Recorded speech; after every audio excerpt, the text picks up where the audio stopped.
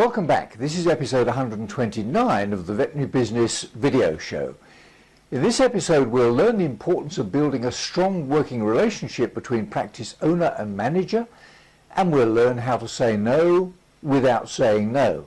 We'll hear about the difference between dog owner and cat owner clients.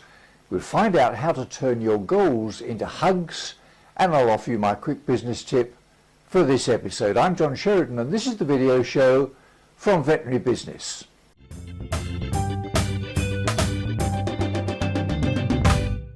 I would guess that most veterinary practices in the UK which employ 3 or more veterinary full-time equivalents and generate perhaps £1 million or so employ 1 or more individuals specifically responsible for managing practice resources and business systems.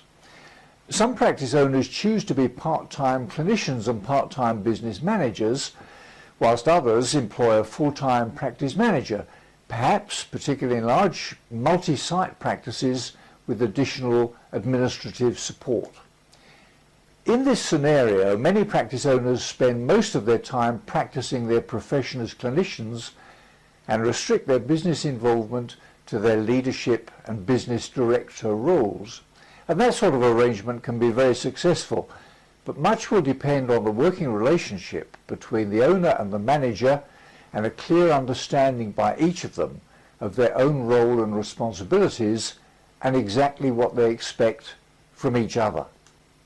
Here's a clip in which Stith Kaiser, the AAHA business manager, and Tina Hill, matchmaker from myveterinarycareer.com, discuss the importance of that relationship and ask what managers need to look for to improve the bottom line. Tina, I know we've witnessed an increase in practices hiring managers over the last several years, whether they're replacing someone who didn't work out or adding their first manager. What advice do you have for me as a practice owner to make sure I'm setting my new manager up for success? The most important thing that I can think of to set the person up for success and not failure is to set challenging yet attainable goals. That's the most important thing.